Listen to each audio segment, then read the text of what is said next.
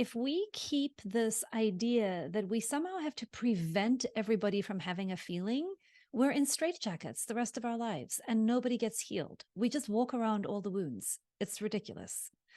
So what I would say is, instead, if you choose to do this, not everybody has to do this, but I would recommend developing the capacity to relax in the face of other people's triggeredness. So, oh, something got triggered here. Wow, this is really important to her. There's clearly a lot of pain coming up in this person. Step one is remembering it's not personal. Yes, I personally am fielding it right now, but the charge here for this person tells me about them, not about me. Okay, I haven't done anything wrong. And I love how you even started with like, I literally just forgot something. I was not present. It was an honest mistake. I failed to hit send. There was no malice. There was no not caring. Like, the truth of the matter is I was very much caring and I made a mistake. And I'm not going to go into shame about that. So that's a beautiful place for you to begin, because that helps you then see there's something coming up for her. And to the degree that you're not taking it personally, there's an opportunity in that moment for a healing response for both people, where you don't self-sacrifice, become a martyr, go into shame, so, submit, yes, I am a terrible person, and tell you whatever you need to hear so you can now feel superior to me. We don't play that old game again. You stay grounded in your own truth while staying available to her pain without taking it personally. By staying with her experience a little longer. And it sounds like, yeah, so when I didn't hit send and the message never arrived, what happened in you was you thought that I didn't care about you. Is that true? You thought that I was just ignoring you. Is that true? You began thinking that you can't trust me. Is that true?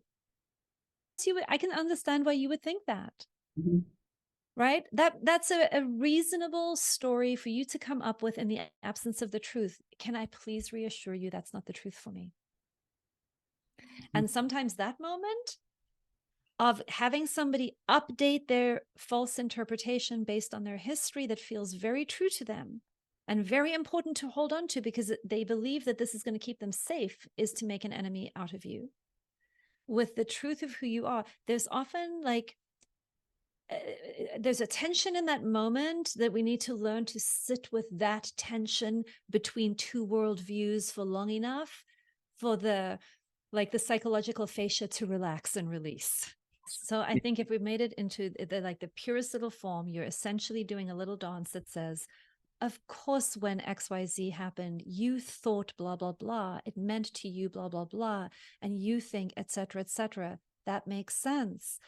On the other hand, the truth for me is that I love you and I care about you. And in my mind, I sent the text and I made an honest mistake.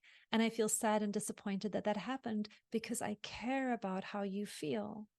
And of course, you thought that I was unreliable and ignoring you because you didn't know that I had simply forgot to press the text. And I want to assure you, my forgetting that is really about my distraction and the busy stuff going on in my mind, and not a reflection on how important you are to me. So it's this weaving without invalidating, right? It's about really holding what is arising in the space and then working with it.